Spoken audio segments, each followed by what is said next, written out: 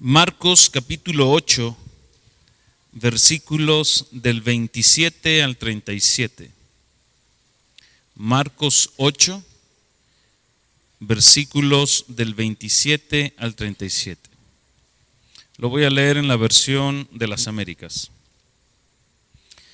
Salió Jesús con sus discípulos a las aldeas de Cesarea de Filipo, y en el camino preguntó a sus discípulos, diciéndoles: ¿quién dice los hombres que soy yo? Y le respondieron diciendo: unos, Juan el Bautista, y otros, Elías, pero otros, uno de los profetas. Él les preguntó de nuevo: pero vosotros, ¿quién decís que soy yo? Respondiendo Pedro le dijo: tú eres el Cristo. Y él les advirtió severamente que no hablaran de él a nadie. Y comenzó a enseñarles que el Hijo del Hombre debía padecer muchas cosas y ser rechazado por los ancianos y los principales sacerdotes y los escribas, y ser muerto y después de 3 días resucitar. Y les decía estas palabras claramente. Y Pedro le llevó aparte y comenzó a reprenderle. Mas él, volviéndose y mirando a sus discípulos, reprendió a Pedro y le dijo: quítate delante de mí, Satanás, porque no tienes en mente las cosas de Dios, sino la de los hombres. Y llamando a la multitud y a sus discípulos, les dijo: si alguno quiere venir en pos de mí, niéguese a sí mismo, tome su cruz y sígame. Porque el que quiera salvar su vida la perderá, pero el que pierda su vida por causa de mí y del evangelio la salvará. Pues ¿de qué le sirve a un hombre ganar el mundo entero y perder su alma?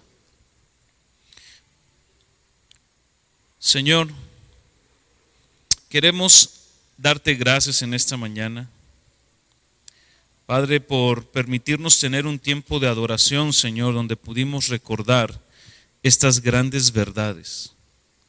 Señor, terminar nuestra adoración teniendo en mente que todo lo pagaste, que no hay nada, Señor, no hay deuda que nosotros tengamos que cubrir. Señor, y con esto en mente, saber, Señor, que fuimos comprados con sangre preciosa. No fuimos comprados con oro y plata, sino con la sangre preciosa de tu Hijo Jesucristo. Señor, ahora te pertenecemos. Señor, tú eres nuestro Salvador, nuestro Redentor y nuestro Rey. Señor, y yo quiero rogarte el día de hoy por mis hermanos y por mí, que tu Espíritu Santo, Señor, nos conceda de tu gracia, Señor, para ahora tener un encuentro con Jesús en la Escritura. Señor, abre nuestro entendimiento. Que el ministerio de la iluminación de tu Espíritu Santo, Señor, sea sobre nosotros. Señor, y concédenos al final del tiempo responder, Señor, en fe y en obediencia. Concede, Señor, a nuestras vidas lo que tú vayas a demandar el día de hoy de nosotros. Señor, y confiamos y depositamos nuestras vidas, Señor, en Jesús, nuestro autor y consumador de nuestra fe y nuestro redentor. En Jesús te lo pedimos. Amén. Amén. Tome su lugar, por favor. Hemos titulado a la enseñanza del día de hoy: un verdadero cristiano. Un verdadero cristiano, o el rasgo de un verdadero cristiano. Y la idea principal que el día de hoy yo quiero compartir con ustedes es la siguiente. El rasgo de un verdadero cristiano o de un discípulo de Jesús se ve cuando éste pierde su vida en él.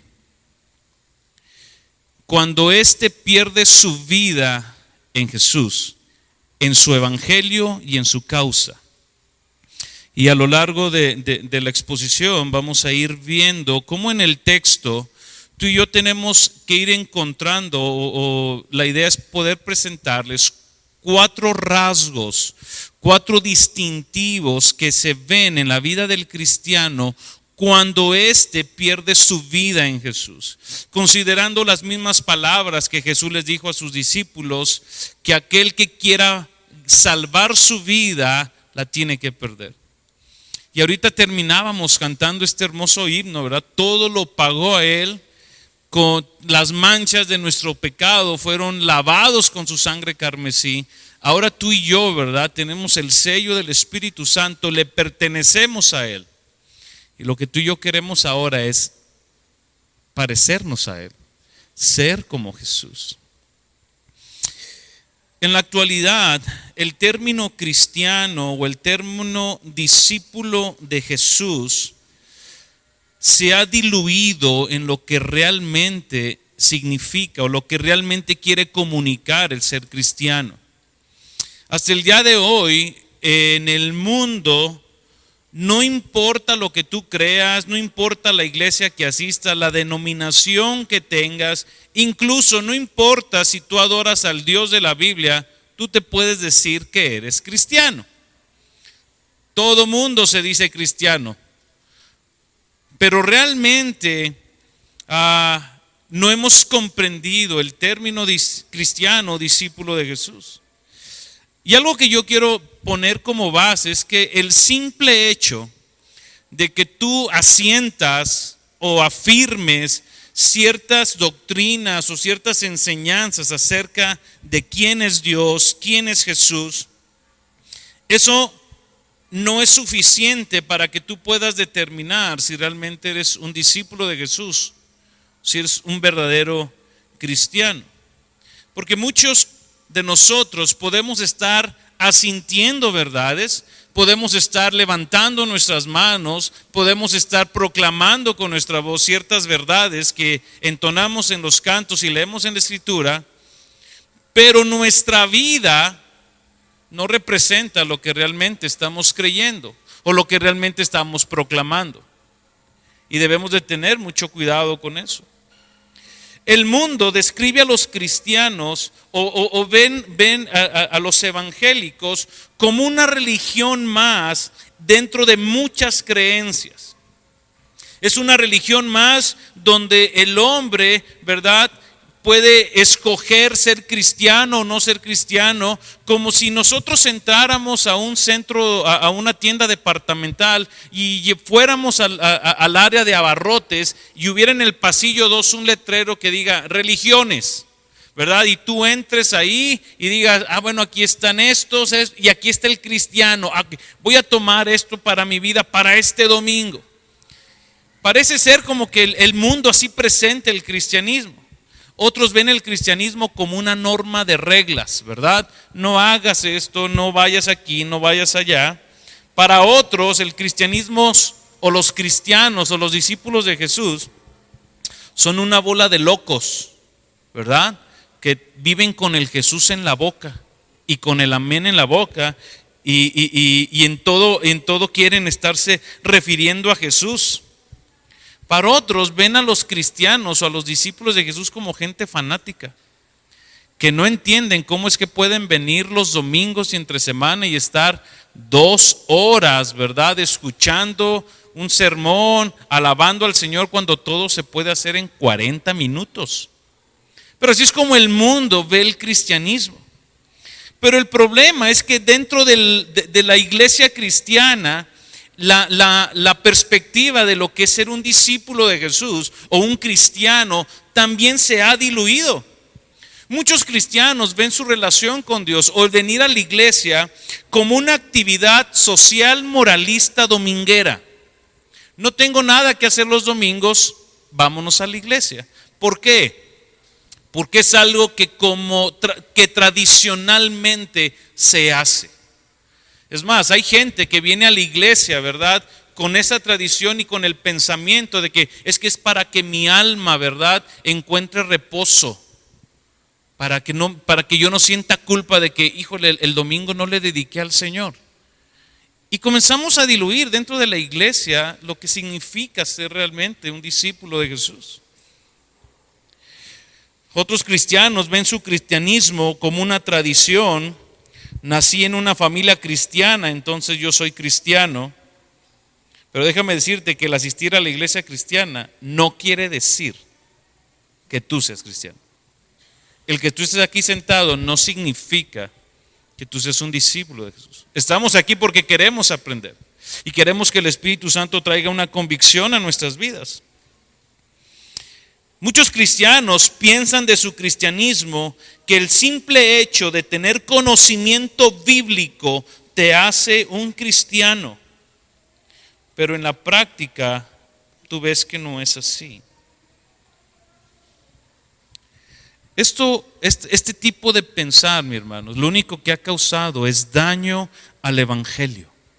Porque hemos minimizado el sacrificio de Jesús y hemos minimizado lo que significa que tú y yo rindamos nuestra vida, lo que significa que realmente seamos hombres y mujeres, jóvenes, adolescentes, que perdamos nuestra vida en la persona de Jesús.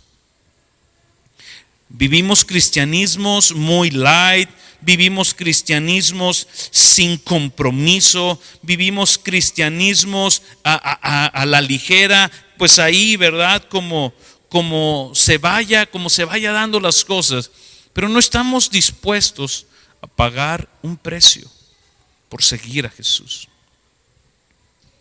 Cuando comienzas tú a ver ¿qué significa el ser cristiano? ¿O qué es lo que debe de denotar una persona que sigue a Cristo? Es eso. Por ejemplo, ¿a cuántos les gusta el fútbol? Mira, a mí no me gusta el fútbol, así que voy a hablar sin conocer, ¿ok? Pero creo que por el equipo que voy a decir, pues no sé, pero ¿cuántos le van a las Chivas? Okay. Cuando tú ves a ellos, les dices, mire, ellos son chivistas, ¿verdad? Y del otro lado, los americanistas. Y del otro lado, los necaxistas. Y así te la puedes llevar, ¿verdad? Estos son de un partido político y se les llama así. Y del otro, ok. ¿Qué es lo que da a entender eso? Estas personas sienten una identidad con ese equipo de fútbol, que abrazan sus valores, que abrazan a los jugadores, que sienten una identidad, que sienten algo, hay un aprecio, hay un deseo por ese equipo, ¿verdad? Lo ven, se preocupan, los andan siguiendo en las redes sociales, etcétera, etcétera. Y tú los comienzas a ver y dices, este batillo, ¿verdad? O sea, es chivista. Saca su cartera y trae a las Chivas ahí. Come y ora por los alimentos y agradece a Dios por el juego que van a, etcétera, etcétera. El ser cristiano, entonces, ¿qué es lo que significa? El ser cristiano era algo, ¿verdad? Un apelativo que permitía identificar a alguien. Cuando tú lees las escrituras, ¿verdad? Tú encuentras creo que son en Hechos, donde encontramos a los herodianos. Eran gente, ¿verdad? Que se veía identificado con Herodes. Así es lo mismo con los cristianos. Se les comenzó a llamar cristianos porque ellos comenzaron a ver en esta gente ciertas características que los asimilaba a Jesús. Entonces, ¿qué significa ser un verdadero discípulo de Jesús? Vamos a nuestro texto, versículo 27 y 28. Salió Jesús con sus discípulos a las aldeas de Cesarea de Filipo, y en el camino preguntó a sus discípulos diciendo, ¿quién dice los hombres que soy yo? Y le respondieron diciendo, unos Juan el Bautista, otros Elías, pero otros uno de los profetas. Estas respuestas también las dijo Herodes acerca de Jesús, Cuando había matado a Juan el Bautista, que comenzaron, ¿y quién es el que anda? Y Juan el Bautista, pero Juan el Bautista yo lo decapité. Al igual que Herodes y las multitudes, el día de hoy hay muchas opiniones acerca de quién es Jesús. Unos ven a Jesús como un hombre iluminado, para otros Jesús es un personaje de la historia, un personaje mitológico, ¿verdad? Y para otros ven a Jesús como el genio de la lámpara maravillosa, que si tú tienes un problema, tú puedes venir a Jesús y decirle: Jesús, aquí estoy. Y es más, ves a Jesús de tal manera que si no se te cumple el deseo que tú quieres, ¿verdad? Tú puedes reclamarle a Jesús que cumpla lo que Él ha dicho. Así es como vemos a Jesús. Así es como ven el mundo a Jesús, y muchos cristianos consideramos así a Jesús. Y el primer rasgo que nosotros vemos de un verdadero cristiano es no solamente el conocimiento intelectual que tú puedas tener acerca de Jesús, sino el primer rasgo que quiero enseñarte es que un discípulo se ve identificado o se le nota porque conoce de manera íntima y personal a Jesús. No solamente es un hombre y una mujer que sabe recitar la persona de Jesús, su vida, su muerte y su resurrección, sino que es un hombre que tiene una comunión íntima con Él. ¿Quién dice el mundo que es Jesús? Pues Juan el Bautista, otros dicen Elías. Pero Jesús llevó a sus discípulos y les hizo una pregunta muy personal. Yo me imagino dentro de toda la multitud, ¿quién dicen ustedes? Y empezaron a hablar la gente, no, unos Juan el Bautista, otros, y de repente voltea la mirada con alguien. Yo me imagino que ha de haber sido con Pedro, porque fue Pedro quien respondió, ¿verdad? Y tú imagínate al maestro viendo a todos y de repente te voltea a ver y te dice: ¿y para ti quién soy yo? Muchas veces cuando tenemos discipulados en la iglesia, tratamos de hacer esa pregunta: ¿y para ustedes quién es Jesús? ¿Para ustedes qué es el Evangelio? Porque muchas veces, mi hermano, creemos entender y saber quién es. Y esto lo vemos en ese versículo 29. Y Él les preguntó: ¿quién dices o quién dicen ustedes que soy yo?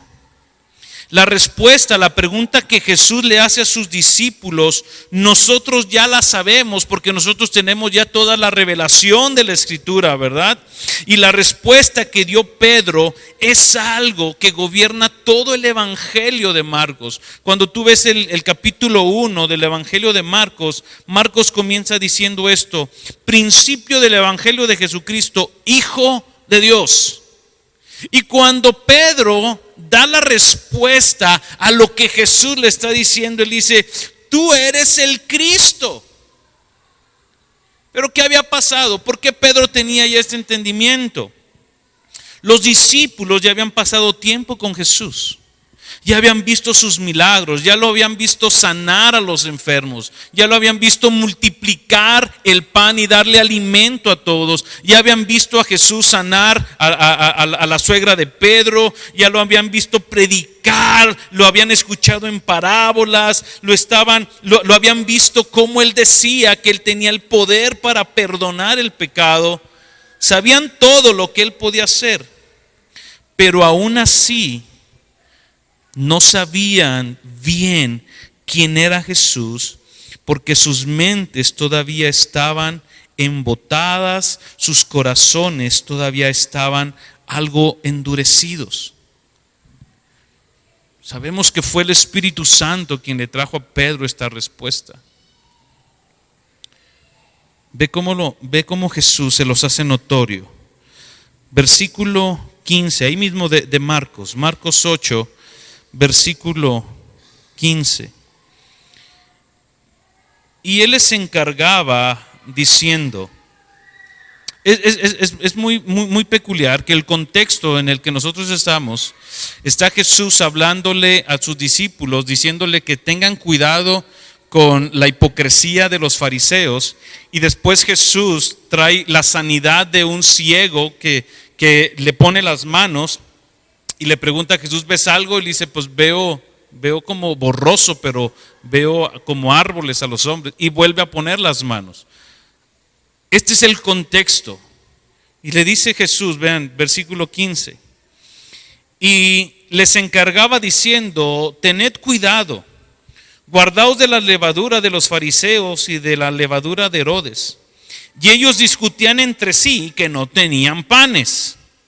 Dándose cuenta, Jesús les dijo, ¿por qué discutís que no tenéis pan? ¿Aún no comprendéis ni entendéis? ¿Tenéis el corazón endurecido? Teniendo ojos no veis y teniendo oídos no oís. Versículo 21, les dijo, ¿aún no entendéis? Estos hombres aún no veían con claridad quién era la persona de Jesús. No alcanzaban a comprender en su totalidad la identidad de Jesús. Solo veían la parte humana, muy probablemente. Dicen que eres Elías, que eres Juan el Bautista, otros que eres un profeta. Al parecer los discípulos todavía le respondieron como este ciego de Betsaida. Pues te veo ahí muy borroso, Jesús. La respuesta de Pedro, que representa ahí a todos, en el versículo 29 le dice, tú eres el Cristo, el Hijo del Dios viviente. Pudieron ver a Jesús como el Mesías, como aquel que estaba profetizado en el Antiguo Testamento, aquel que venía con poder y con autoridad. Estas palabras que Pedro estaba hablando, lo que estaba haciendo es trayendo una conexión entre las profecías del Antiguo Testamento con la persona de Jesús, y sabiendo que en Cristo Dios iba a cumplir ese plan de redención que Él tenía para los hombres. Al igual que el ciego de Betsaida, cuando Jesús volvió a poner sus manos por segunda ocasión, así les volvió a preguntar a los discípulos, y por la respuesta que nosotros vemos de Pedro, nos damos cuenta que ahora ellos veían con claridad quién era la persona de Jesús. Y este es el primer rasgo que yo quiero compartirte. ¿Cómo está tu intimidad con Jesús?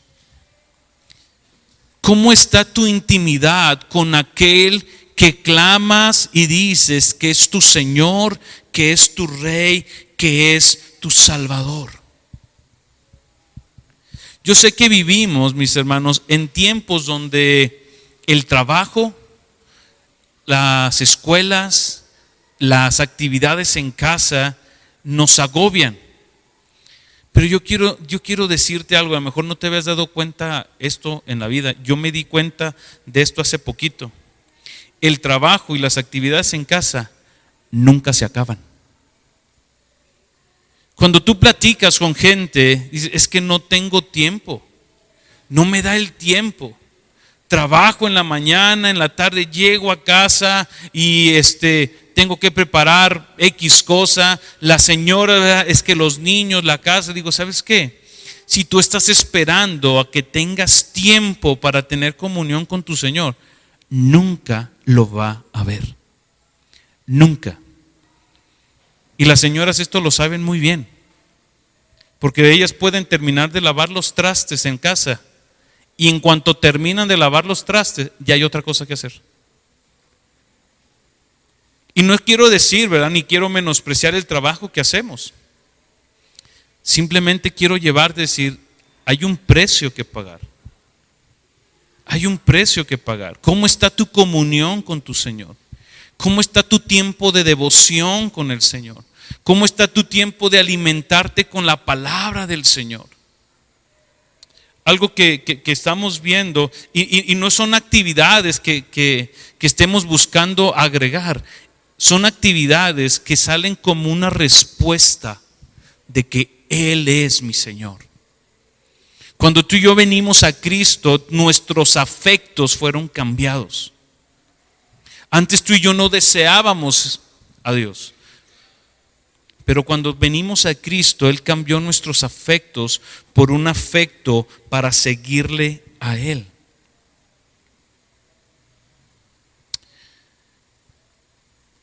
¿Qué pasó con estos discípulos? Vayan conmigo a Mateo capítulo 16, versículo 17. Porque es que en Pedro hubo esta respuesta. Mateo nos trae un poquito más de claridad.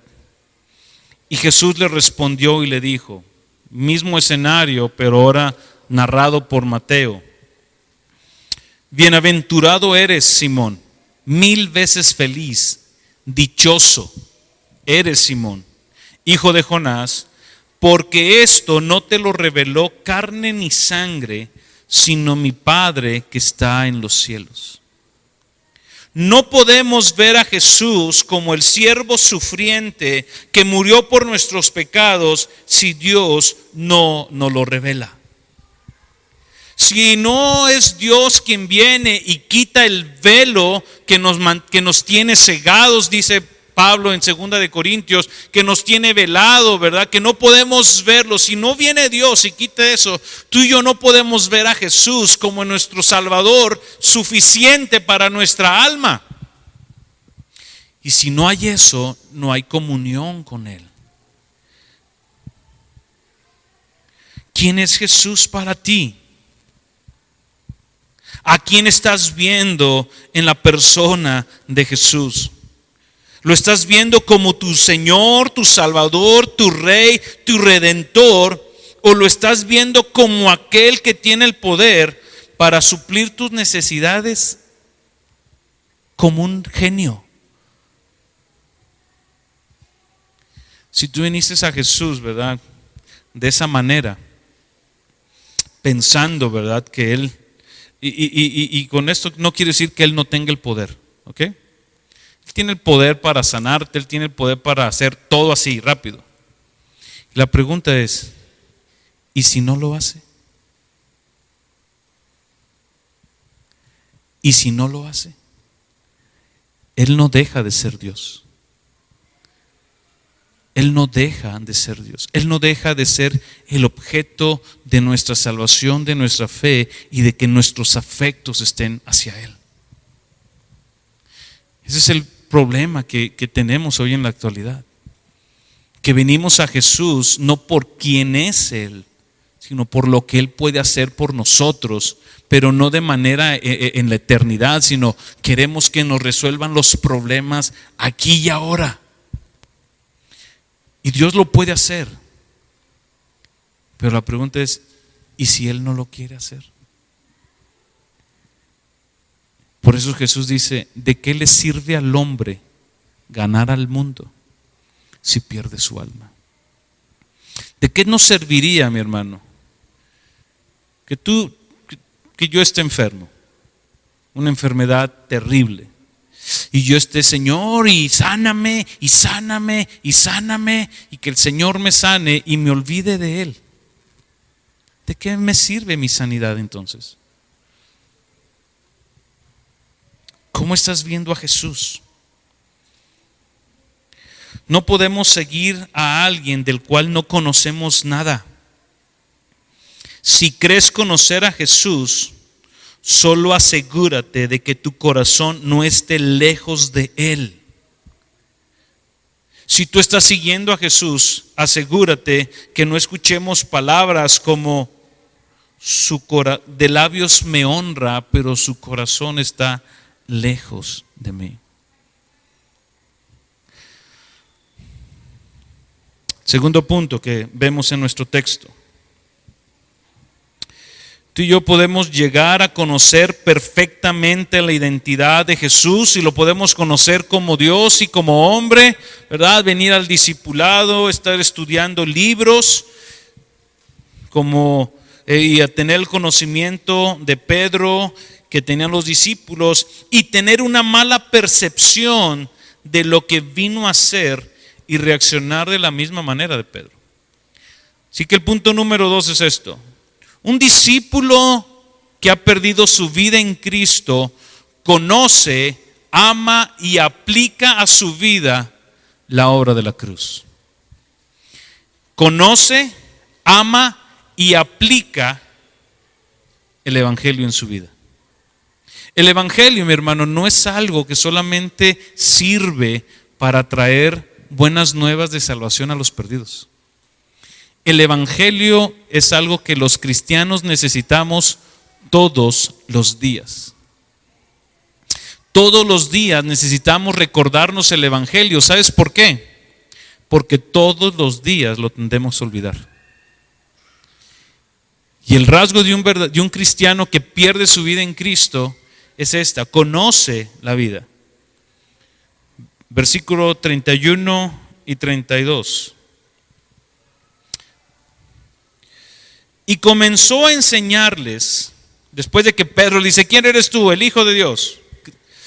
Versículo 31. Y comenzó a enseñarles que el Hijo del Hombre debía padecer muchas cosas y ser rechazado por los ancianos y los principales sacerdotes y los escribas, y ser muerto, y después de 3 días resucitar. Y les decía estas cosas o estas palabras claramente. En esta ocasión Jesús ya no les estaba hablando por parábolas. Él fue muy claro en lo que él venía a hacer. Él fue muy claro en comunicar cómo él tenía que ser rechazado, tenía que morir en la cruz y iba a resucitar al 3er día. Él tenía muy claro cuál era el propósito de su encarnación: hacer la voluntad de Dios. Él tenía muy claro el propósito, como ahorita nos leían, ¿verdad? En Juan, ¿verdad? De mostrarnos el amor del Padre, mostrar la riqueza de su amor y la gracia de Dios al perdonarnos, mostrarnos al Padre y reconciliarnos con Él, convertirnos en su pueblo y que Él sea nuestro mayor deleite. Jesús tenía bien claro a lo que Él venía: a darnos vida eterna, como dice Pedro en su carta, para llevarnos a Dios. Pero el hombre natural, el hombre con una vista natural, estas cosas que acabamos de decir, le son locura. Le son locura. ¿Cómo es que alguien puede venir a hacer esto por el hombre? Y muchos no aceptamos estas cosas. Muchos vemos el Evangelio de la gracia como que escuchamos que Cristo vino a hacer todo y decimos: pero a mí ¿qué me toca? ¿Yo qué tengo que hacer? ¿A poco es suficiente nada más con la vida perfecta de obediencia de Cristo? ¿A poco solamente es necesario creer en la muerte y esperar la resurrección de nuestras vidas porque así lo prometió Cristo? ¿Es todo lo que hay que hacer? Y cuando lo vemos con una mente natural, tú y yo respondemos de la misma manera que Pedro lo hizo. Después de Pedro haber dicho: tú eres el Cristo, después de que Jesús le revela cuál era el propósito de su ministerio y de su venida, dice Marcos: y Pedro lo tomó y comenzó a reprenderlo. Oye, Jesús, esta es la idea que yo veo. Jesús, tú dices que tú tienes que morir por mí. O sea, que tú estás viviendo una vida de obediencia. Eso ya lo sabemos por la revelación, ¿verdad? Que tu vida de obediencia viene a cubrir lo que yo no puedo, tu muerte en la cruz, o sea, a pagar la deuda, y tu resurrección de entre los muertos. El Padre te está colocando como el Rey, ¿verdad? Y lo único que tenemos que hacer es creer en eso para nuestra salvación. Jesús, déjame, te digo algo. Y Pedro, en esa actitud de comenzar a reprender a Jesús, lo que le está diciendo es lo que muchas veces nosotros hacemos: Señor, no soy tan malo como tú dices que yo soy. Señor, sí se necesita fe, pero no tanta, porque no soy tan pecador y no estoy tan necesitado de ti como tú dices que yo te necesito. Sí, Jesús, sí creo en ti. Sí, Jesús, sí, en la cruz tú resucitaste, pero no te necesito tanto, Dios. Versículo 32, y Pedro le llevó y comenzó a reprenderle. Si tú lees este pasaje paralelo en Mateo, Mateo nos describe y le dice que Pedro le dijo: no lo permita Dios, Señor, eso nunca te acontezca, perdón. Que tú mueras por mí, Señor, si no soy tan malo. Por eso necesitamos el Evangelio todos los días. Pedro comenzó a autoevaluarse. Pedro comenzó a proclamar una autosalvación. Su mente no estaba puesta en las cosas de Dios. Él veía el sufrimiento de Cristo como una señal de debilidad, de humillación y de derrota. Eso nunca te suceda. No somos tan malos, Jesús.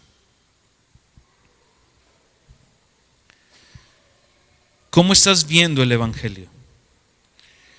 Por el contrario, mi hermano, debemos ver la cruz con una mente puesta en las cosas de Dios. Ve cómo se lo dijo Jesús.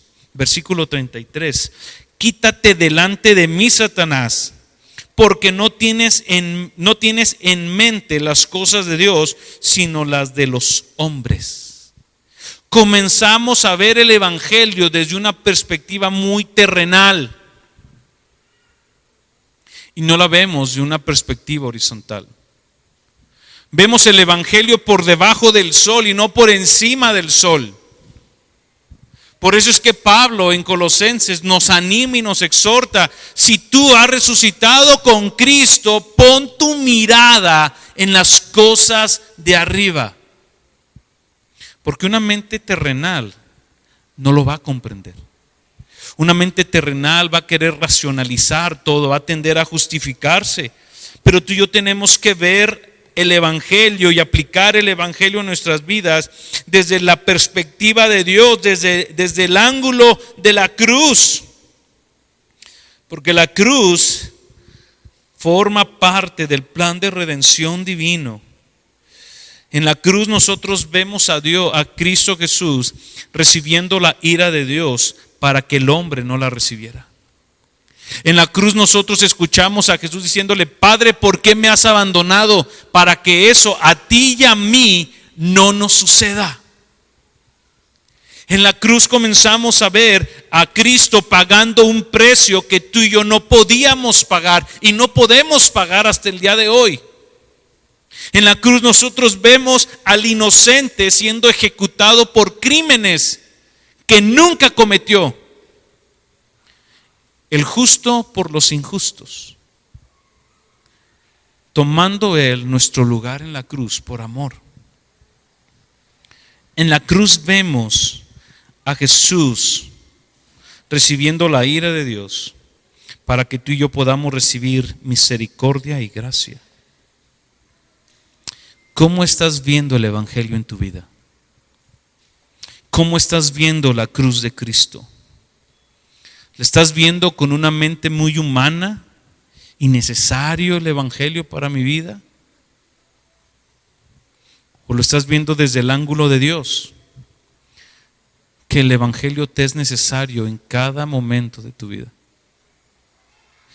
Así se ve una vida que está perdida en Dios. Tercer rasgo que vemos en el texto. Ya vimos el primero.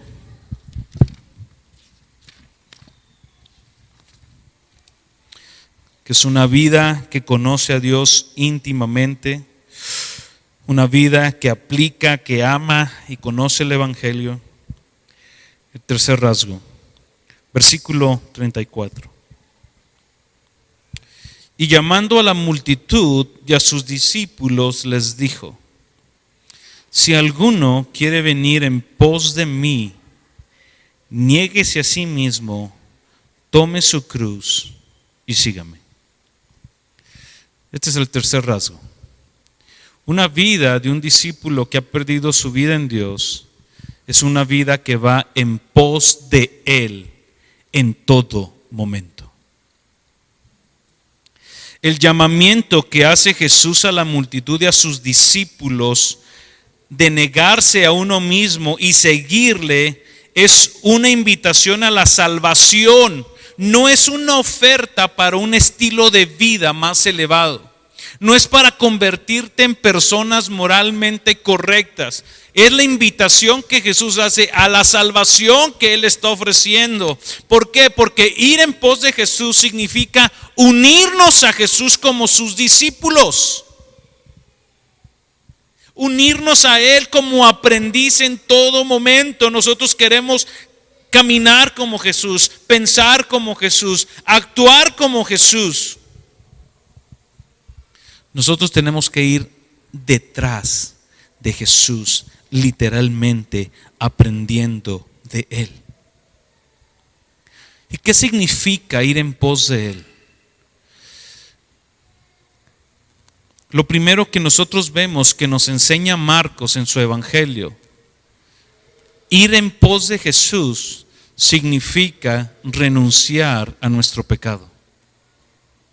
Jesús en Marcos capítulo 1 versículo 15, cuando comienza su ministerio, las palabras que Él dijo fue: el tiempo se ha cumplido, el reino de Dios se ha acercado, arrepentíos. Tú quieres ir en pos de Jesús, arrepiéntete, renuncia a tu pecado, abandona tu pecado. Literalmente dale la vuelta. No solamente es ir delante del Señor, dice Primera de Juan que si confesamos nuestros pecados, no, es ir delante del Señor y confesar nuestros pecados. Señor, estoy de acuerdo en lo que tú dices de mí, soy un mentiroso, soy un hipócrita, soy esto, soy lo otro, Señor. Señor, yo estoy de acuerdo contigo, ahora te pido que me perdones. Perdóname, Señor, mis pecados, porque te estoy ofendiendo a ti. Y después de que confiesas tus pecados, abandonas tu pecado. Que eso es lo que a muchos de nosotros nos hace falta. Vamos y confesamos nuestro pecado, pero a la hora de convertirnos y de volvernos a Él, esto es lo que vemos en 1 Tesalonicenses, cuando Pablo habla acerca de ellos y dice: y cómo ustedes se volvieron y se convirtieron de los ídolos al Dios vivo para servirle. El abandonar nuestros pecados tiene que ver con esta confesión de pecados, pero tiene que ver con el abandono de los pecados para volvernos a Dios, para servirle a Él. Para eso nos compró. Cuando tú lees en el Pentateuco, cuando Dios le dice a Moisés: cuando sean liberados de Egipto, vendrán a este monte a servirme. Pablo nos enseña en Romanos que aquellos que ahora hemos sido justificados por el Padre, que hemos sido justificados por Cristo, que ya no presentemos nuestros miembros del cuerpo al pecado, sino que ahora los presentemos para la justicia.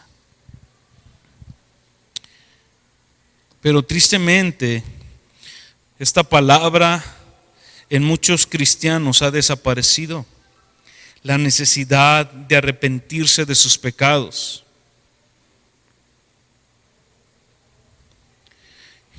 Renuncia a tu pecado. Dice el doctor Martin Lloyd Jones en un comentario, dice lo siguiente: arrepentimiento significa que uno se da cuenta de que es culpable, un vil pecador en la presencia de Dios, que merece la ira y el castigo de Dios, que se dirige al infierno. Significa empezar a darse cuenta de que eso que se llama pecado está en uno y que uno anhela verse librado de él y le da la espalda en todas sus formas. No solamente es decir: Señor, y tú ves cuando confesamos nuestros pecados o cuando pedimos perdón, ¿qué decimos? Señor, perdóname mis pecados. ¿Cuáles? ¿A poco le tengo que decir que soy un mentiroso? Pues que, Sí. Señor, Padre, perdóname porque reconozco que soy un mentiroso. O sea, se oye fuerte cuando nosotros vamos a confesar nuestros pecados y les llamamos como tal. Pero cuando los confesamos como tal, nos hace ver como realmente somos. Y eso nos asusta. Por eso es más fácil decir, Señor, perdóname mis pecados. Señor, tú sabes cuáles son. ¿Verdad que decimos eso? Tú sabes cuáles son, Señor. Y los que yo no conozco, pues también de una vez perdónamelos. Porque los que conozco, Señor, me da vergüenza venir a decirte, Señor, perdóname porque soy un bárbaro con mi familia. Perdóname, Señor, porque soy un hijo el más desobediente, que no respeta a mis padres. Señor, perdóname porque en el trabajo soy el hombre más flojo y que exijo que me traten como si yo fuera el dueño. Abandona tus pecados. Pide perdón. Renunciar e ir en pos de Él significa renunciar a tu ego también. Renuncias a tu ego cuando te niegas a ti mismo. Por naturaleza pecadora somos gente egocéntrica. Primero yo, después yo y al último yo. Y si sobra algo, es para mí. Somos personas que creemos que todo gira alrededor nuestro. Somos personas que creemos que somos los más importantes. Somos personas que creemos que todo tiene que girar hacia con nosotros. Pastor, me voy a ir de la iglesia porque usted nunca me saluda. Oye, ¿y cuántas veces has saludado tú a los demás? No. Ellos me tienen que saludar a mí. Cositas así. Renuncia a tu ego. Olvídate de ti mismo. Vayan conmigo a Filipenses. Creo que es Filipenses. Filipenses capítulo 2.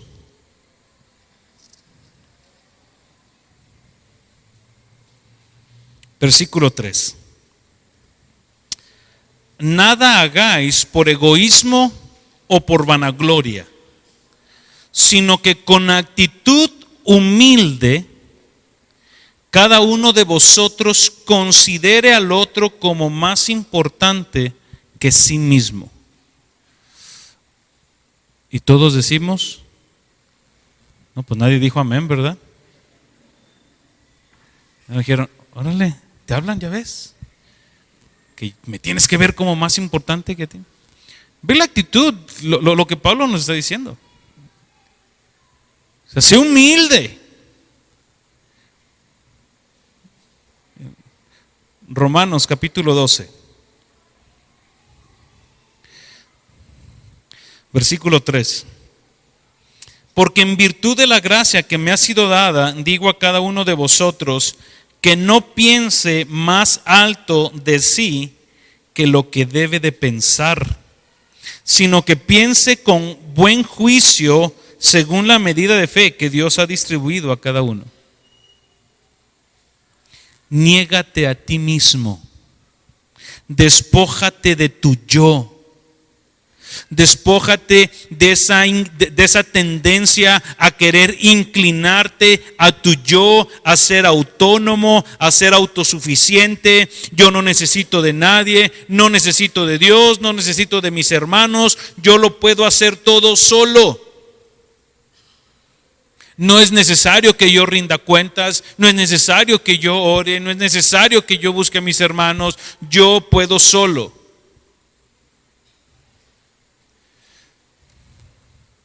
Estar dispuesto a dejar de lado tu yo con tal de hacer todo para la gloria de Dios. ¿Cómo sabemos si te estás negando a ti mismo? Preguntas como estas. ¿Quién tiene el derecho sobre tu vida de decirte cómo debes de vivir?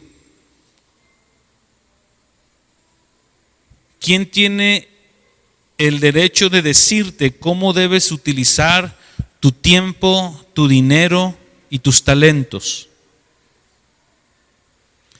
¿Quién te dice cómo debe de ser tu conducta en tu casa, en la escuela, con tus amigos y cuando nadie te ve? ¿Quién te dice cómo debes de ver tu sexualidad?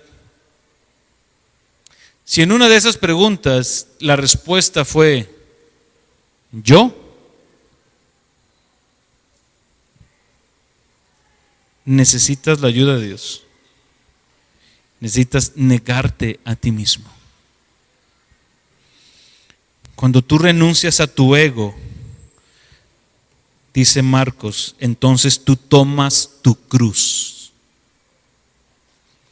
Y tomar la cruz, mi hermano, no significa la enfermedad que puedes tener, ¿verdad? Que es que esta es la cruz que me tocó cargar. Mamá, ¿cuál es tu cruz? Tu papá. Es una crucesota que me tocó cargar. Áspera, ni siquiera la lijaron al batillo. Todo pesada ahí. Esa es mi cruz. No, esa no es tu cruz, ese es tu esposo, ¿verdad? Y tú decidiste casarte con él. Y viceversa, no se me vayan a sentir los hombres. Viceversa. Tomar tu cruz tampoco es el pariente molesto que tienes en casa. Es que mi suegra es la cruz que me tocó cargar.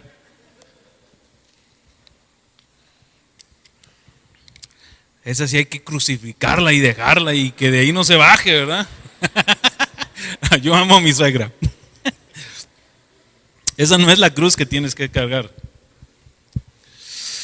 Cuando Jesús les dijo a sus discípulos, tomen su cruz, Jesús todavía no iba a la cruz. Pero ellos sabían que la cruz era un método de tortura. Era un lugar donde la gente moría, donde la gente de ahí no se iba a levantar. No era un lugar donde, ¿qué estás haciendo ahí clavado? Pues estoy pagando mi condena, pero son 5 horas nada más, en 5 horas me baja y ya regreso a mi casa como si nada. No. O sea, quien subían ahí, moría. Lo que Jesús estaba dando a entender es que Él estaba llamando a sus discípulos a morir por Él. Él estaba pidiendo que hicieran un sacrificio final de toda su vida, que se rindieran a Él como su Señor en todos los sentidos. La Biblia no enseña que la salvación sea por martirios, ¿verdad? Ni es una invitación que Jesús está haciendo a que busquen que muramos por Él literal, ¿verdad? Que vayamos y aquí estoy, ¿verdad? Mátenme por Jesús. Es una invitación y un llamado a que no nos echemos para atrás. Si es necesario morir por Jesús, no nos vamos a echar para atrás. Pero es un llamado a que tú mortifiques tu vida con tal de agradarle a Él. Tomar nuestra cruz significa también tomar nuestro ego y llevarlo ahí a la cruz, nuestra carne con todas sus pasiones y sus deseos.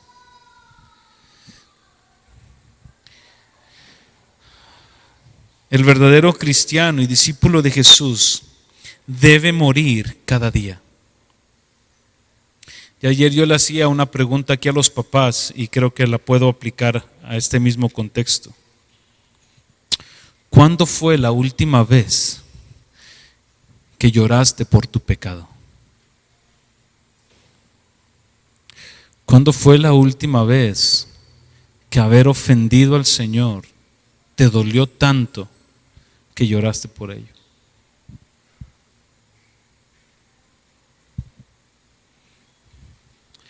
El cristiano cada día debe renunciar a la soberanía de su propia voluntad y renovar su entrega incondicional a Cristo.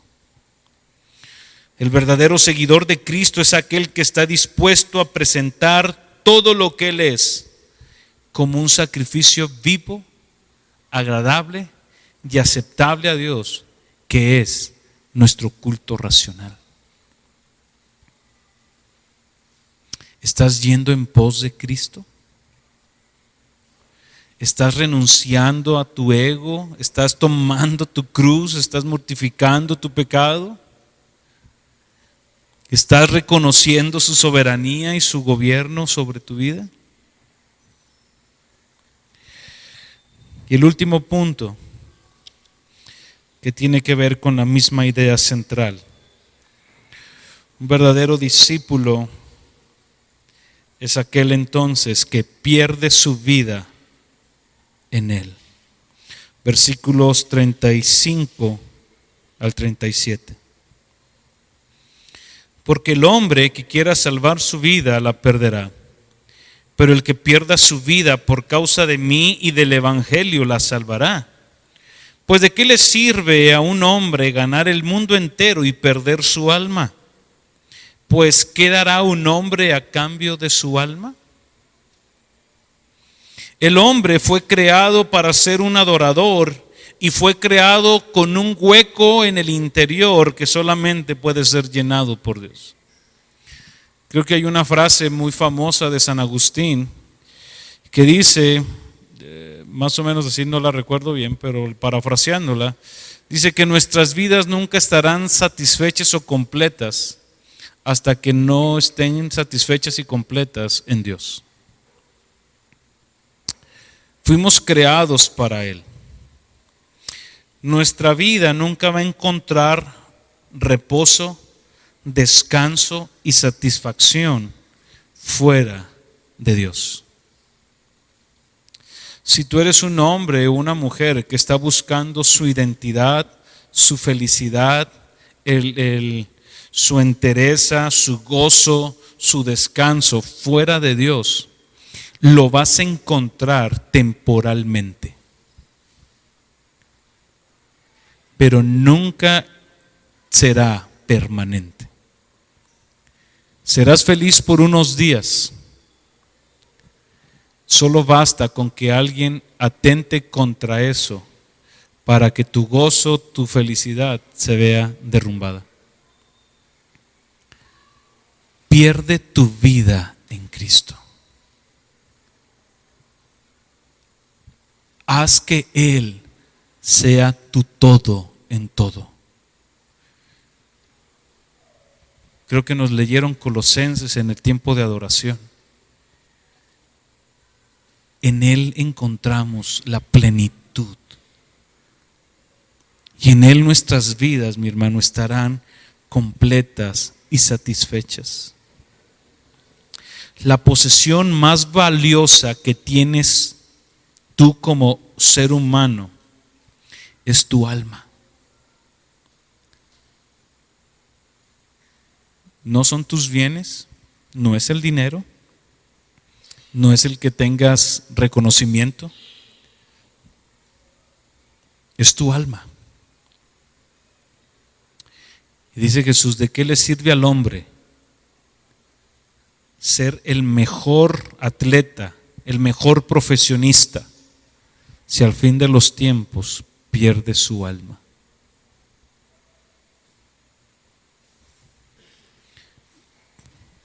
¿Y qué es perder nuestra alma en Jesús?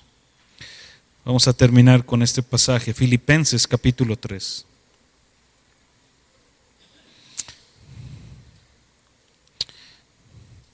Quiere decir, Cristian, que tengo que dejar todo, perder todo, vivir en la miseria, pero hacer que Dios sea. No.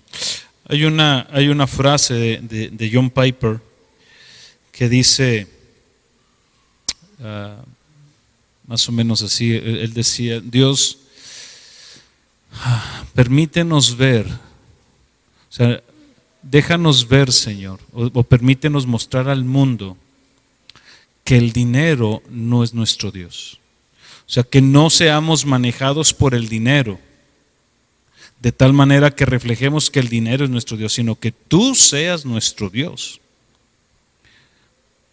Entonces, bajo esta idea de cómo es que Cristo debe de tener la soberanía o el control de todo, Pablo lo dice así en Filipenses 3, versículo 7.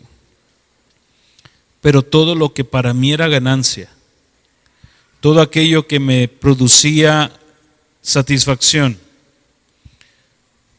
plenitud, que me hacía sentir importante, bueno, no lo dice eso, ¿verdad? Lo estoy parafraseando. Todo lo que me hacía sentir importante, lo que me daba valor como ser humano, dice, todo lo he estimado como pérdida por amor de Cristo. Y aún más, yo estimo como pérdida todas las cosas en vista del incomparable valor de conocer a Cristo Jesús, mi Señor, por quien lo he perdido todo y lo considero como basura a fin de ganar a Cristo y ser hallado en Él, no teniendo mi propia justicia derivada de la ley, sino la que es por la fe en Cristo, la justicia que procede de Dios sobre la base de la fe, y conocerle a Él, el poder de su resurrección y la participación en sus padecimientos, llegando a ser como Él en la muerte, a fin de llegar a la resurrección de entre los muertos. Jóvenes, y lo digo porque ese fue mi pensar en mi juventud y en mi adolescencia. El que tú vengas a la iglesia, créeme, es una gran bendición. Si te traen a la fuerza, gloria a Dios. Y papás, no los dejen de traer, porque ustedes no saben en qué momento el Espíritu Santo les va a traer convicción. No hay mejor manera de aprovechar nuestras vidas que en Cristo. No hay mejor manera. El mundo les va a ofrecer un montón de cosas. El mundo les va a decir que muchas cosas. Ya sus papás les dirán esas muchas cosas. Y que esas cosas, sus amiguitos, ¿verdad? Sus compañeros, muchas veces por temor al rechazo, por miedo, aceptamos. Pero déjame decirte que ustedes como jóvenes y también los adultos, no hay mejor institución, si así lo queremos llamar, no hay mejor lugar para perder nuestras vidas que en Cristo. Perdemos nuestra vida y desperdiciamos nuestra vida fuera de Cristo. No hay nada mejor que vivir para nuestro Señor. Esta es mi conclusión. Seguir a Jesús es mucho más que una simple vida espiritual, religiosa, monótona, sin sentido y propósito. El llamado de Jesús es a seguir, es un llamado a morir para vivir, a perder para ganar, a renunciar a todo para obtenerlo a Él. No es un llamado a que te entregues a medias tintas, ni tibio y sin ganas. Es una entrega total, absoluta y con gozo. Responde a su llamado y ven a Él, porque solamente en Él encontramos la satisfacción de nuestra alma. Vamos a orar. Si tú estás aquí por primera vez y dices, Cristian, yo no soy un seguidor de Jesús, yo quiero invitarte a que ahí en tu lugar tú puedas pedirle al Señor que perdone tus pecados y te arrepientas de ellos. Porque sin fe, sin arrepentimiento, es imposible venir a Jesús. Él pagó en la cruz por tus pecados. Tu deuda solamente la puede pagar Él.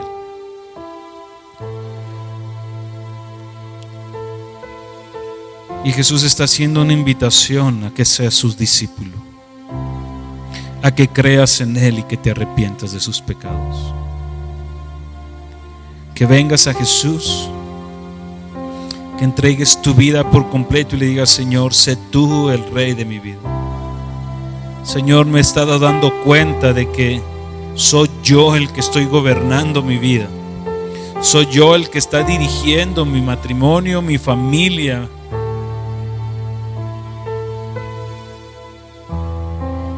Señor, y me estoy dando cuenta de que estoy separado de ti. Padre, perdóname mis pecados. Me arrepiento de ellos. Señor, y ayúdame a ir en pos de ti. Y si tú ya eres cristiano, yo quiero invitarte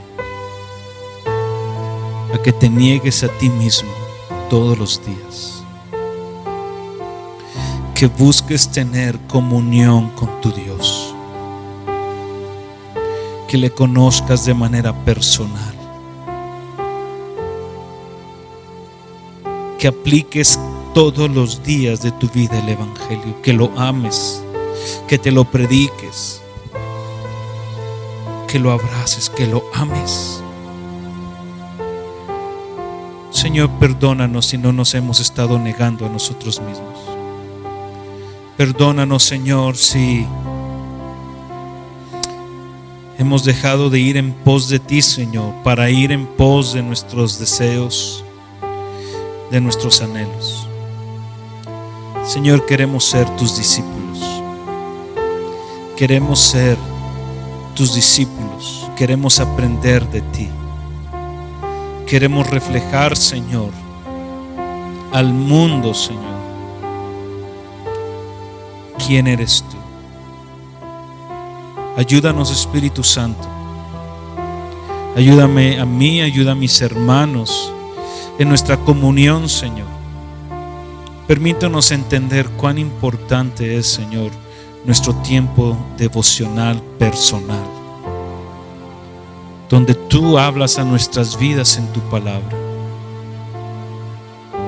Señor, permítenos comprender y entender, Señor, que el Evangelio no solamente nos salvó, sino que el Evangelio nos permanece, nos ayuda a permanecer y debemos andar en Él todos los días de nuestra vida. Perdónanos, Señor, si estamos yendo en pos de ídolos, en pos, Señor, de nuestros deseos. Háblanos aquí, Señor. Derrama de tu Espíritu en el nombre de Jesús.